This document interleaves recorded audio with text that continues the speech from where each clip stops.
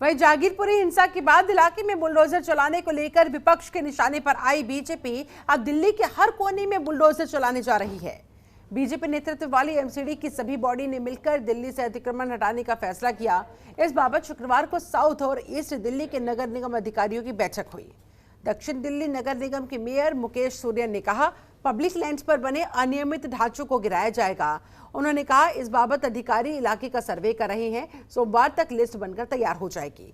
दक्षिण और पूर्वी दिल्ली नगर निगम ने मिलकर उन जगहों को चिन्हित करना शुरू कर दिया जो अतिक्रमण के दायरे में आती हैं और जिन्हें गिराया जाना है।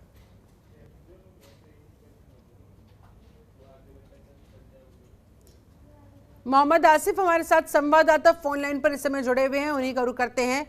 आसिफ, जागीरपुरी के बाद कहा जा रहा है कि अब पूरी दिल्ली में लिस्ट बनाई जा रही है जहां जहां बुलडोजर चलना है। मैं शिल्पा आपको बता दूं कि जहांगीरपुरी की घटना के बाद अब क्योंकि जिस तरह से बुलडोजर की कार्रवाई हुई है, उसी को लेकर बाकी दोनों दक्षिणी दिल्ली नगर निगम और पूर्वी दिल्ली नगर निगम ने भी लेटर जारी किया है और उन्होंने कहा है कि उनके दोनों क्षेत्रों, दोनों इलाकों में कि जहां जहां पर भी एनक्रोचमेंट बढ़ी हुई है वहां पर उस पर बुलडोजर चला जाएगा। सही बात अगर हम करें तो अब इसको लेकर राजनीति बहुत तेजी से गर्माती जा रही है, क्योंकि कहीं ना कहीं अब देखा जाए तो कि अतिक्रमण तो हर जगह पर बढ़ा हुआ है, लेकिन जिस तरीके से जहांगीरपुरी की घटना के बाद इस दोनों क्षेत्रों में अतिक्रमण को हटाने की लिस्ट बनाई जा रही है, जो सोमवार तक अमल में लाने का इसका प्रयास जारी है। कि कहा जा रहा है कि सोमवार तक ये लिस्ट अमल में लाई जाएगी।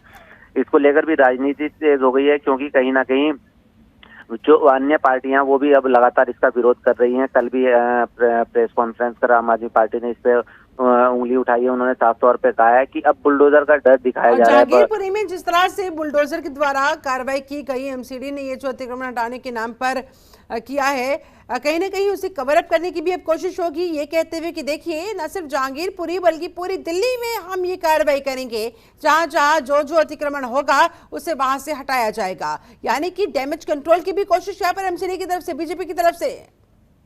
जी हाँ, डैमेज आपने बिल्कुल सही बात कही है कि डैमेज कंट्रोल की कोशिश भी रही, क्योंकि जिस तरीके से एमसीडी ने जहांगीरपुरी में कार्रवाई करी और कार्रवाई करने के बाद उन्होंने एक धार्मिक स्थल की दीवार को तोड़ने तक का उन्होंने पूरा काम करा। उसके बाद में वो कहीं ना कहीं एमसीडी सवालिया गिरोह में आ गई है। कोई लगातार अन्य पार्टियां जो हैं वो उनको निशाना बना रही है। इसको अगर देखा जाए तो कहीं ना कहीं बीजेपी इसको लेकर भी इस पे कवर करने की कोशिश कर रही है। इसी के चलते बाकी अन्य दोनों क्षेत्रों में उन्होंने इस पे कार्रवाई करने की बात कही है। मोहम्मद आसिफ, आप हमारे साथ बने रहे, आगे भी आपसे बातचीत जारी रखेंगे। जागीरपुरी में 16 तारीख की शाम से ही जो हिंसा भड़की थी, उसके बाद माहौल पूरी तरह से तनाव में है। अब तनावपूर्ण माहौल को सामान्य करने के लिए तमाम कोशिशें भी हो रही है। इसी कड़ी में एक बड़ी पहल की गई। अमन कमेटी हिंदू मुस्लिम के दोनों समुदाय और दिल्ली पुलिस की मौजूदगी में एक बैठक हुई, जिसमें सभी ने अपने मन की बात रखी। भाईचारे का संदेश देते हुए दोनों समुदाय के लोगों ने एक दूसरे को गले से लगाया। संदेश दिया जाएगा कि जहांगीरपुरी इलाके में रहने वालों का आपसी मामला है, जिसे वो आपस में ही सुलटा लेंगे। साथ ही साथ भाईचारे का संदेश देते हुए रविवार को एक तिरंगा यात्रा निकालने का भी फैसला किया गया, जिसमें दोनों ही पक्षों के लोग एक साथ हाथों में तिरंगा लेकर इस तिरंगा यात्रा में शामिल होंगे और तमाम सियासतदानों को संदेश देने की कोशिश करेंगे कि राजनीति कितनी भी करने की कोशिश कर लीजिए, लेकिन हिंदू मुसलमान के बीच के इस भाईचारे को तोड़ नहीं पाएंगे, चोट नहीं पहुंचा पाएंगे। हमारे साथ मोहम्मद आसिफ हमारे संवाददाता लगातार जुड़े हुए हैं। एक बार फिर से आसिफ का रुख करते हुए, आसिफ, जागीरपुरी में भाईचारा बहाल करने को लेकर ये सराहनीय पहल की गई है। तिरंगा यात्रा भी रविवार को निकाली जानी है। क्या लग रहा है, यानी कि सियासत बेशक कितनी भी हो रही हो, लेकिन यहाँ के लोग एक दूसरे के साथ रहना चाह रहे हैं और ये बैठक, ये तिरंगा यात्रा कहीं ना कहीं इसी तरफ इशारा करता हुआ।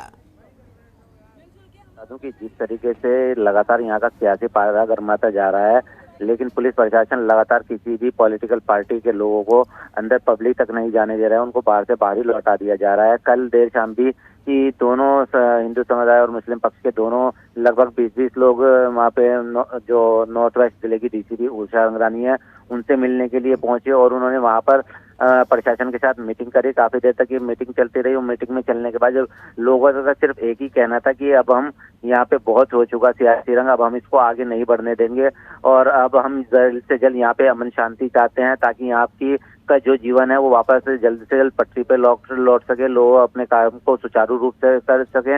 उन्होंने पुलिस प्रशासन की कार्यवाही पर भी संतोष जताया, इसीलिए उन्होंने यहाँ पर रविवार की देर शाम तक उन्होंने यहाँ से तिरंगा यात्रा निकालने की परमिशन मांगी है पुलिस से, जिसमें पुलिस प्रशासन के साथ साथ पूरे इलाके के लोग रहेंगे, दोनों पक्षों के लोग रहेंगे। साथ ही साथ वो अमन पूरे देश में यहाँ से एक अमन शांति का संदेश फैलाना चाह रहे हैं कि आज से पहले भी यहाँ कुछ नहीं हुआ, लेकिन कुछ ऐसा सामाजिक तत्वों ने जिस तरह से यहाँ का माहौल बिगाड़ने का प्रयास करा है, उसके बाद अब हम लोग यहाँ से वापस शांति का संदेश देना चाहते हैं ताकि जल्द से जल्द यहाँ पे शांति बहाली हो सके। इसको एक बड़े प्रयास के रूप में देखा जा रहा है कि अब खुद लोग बाहर निकल के आ रहे हैं और जल्द से जल्द इस इलाके को सामान्य करने का प्रयास कर रहे हैं। शिल्पा, ठीक है, कोशिश तो यहाँ पर हो रही है। ऐसे में जाहिर तौर पर ये एक बड़ा संदेश होगा आसिफ, क्योंकि हिंदू मुसलमान भाई यहाँ पर सालों से रहते आए हैं और अब ये जो हिंसा भड़की, जिस तरह से एक दूसरे के खिलाफ दोनों पक्षों को भड़काने की कोशिश की गई, कहीं ना कहीं इसे ये मुंहतोड़ जवाब भी होगा। जी बिल्कुल, जिस तरीके से सियासत ने अपना रंग दिखाया उस तरीके से लगातार पहले तो देखा जा रहा था कि दोनों पक्ष जो थे वो उनको एक बार परस्पर विरोधी बना के दिखाया जा रहा था, लेकिन अब जिस तरीके से शांति बहाली की अपील की जा रही है लगातार, हम अगर देखा हमने अपने पीछे वीडियो में भी दिखाया, मस्जिद के स्पीकर से लगातार वहाँ पे अमन बहाली की अपील की जा रही थी और कल को भी उसी का यही नतीजा था कि मस्जिद की मीनार से खुद अनाउंस किया गया था कि वो छोटे बच्चों को यहाँ पे नमाज पढ़ने के लिए ना भेजे ताकि किसी भी तरह का ऐसा ना हो कि बच्चे किसी तरह से कोई बात करें, कोई शीताकशी करें और किसी तरह से एक बार फिर माहौल कहीं ना कहीं गंभीर रूप लेता दिखाई दे। इसी के चलते उन्होंने नमाज शांतिपूर्वक वहाँ पे अदा करी और नमाज के कुछ घंटों बाद ही वहाँ पे दोनों पक्षों के लोग आपस में पहले उन्होंने खुद बैठ के वार्ता करी, उसके बाद वो जाके वहाँ पे प्रशासन से मिले। प्रशासन से मिलने के बाद उन्होंने अपनी सारी बातें रखी, प्रशासन की बातों को सुना। तो कहीं ना कहीं एक भी बहुत बड़ी पहल थी कि लोग अब इस मामले को और सियासी रंग नहीं देना चाहते। उनका कहना है कि सियासत तो चलती रहेगी, लेकिन जो हमारा आपसी भाईचारा है अब हम वो बिगड़ने नहीं देंगे। वो कहीं ना कहीं वो खुद चाह रहे हैं कि हम लोग सालों से यहाँ पे एक दूसरे के साथ परस्पर रूप से रहते आए हुए हैं और आगे भी जो चीज है वो हम खुद ही यहाँ पे ये खत्म करके हम यहाँ पे हम अमन चाहते हैं। बहुत शुक्रिया आपका मोहम्मद आसिफ, हमारे साथ जुड़ने के लिए, जानकारी के लिए।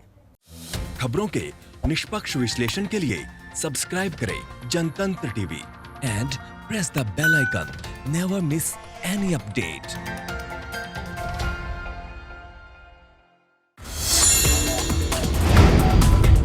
Download the Janatantra TV app, available on Google Play and App Store.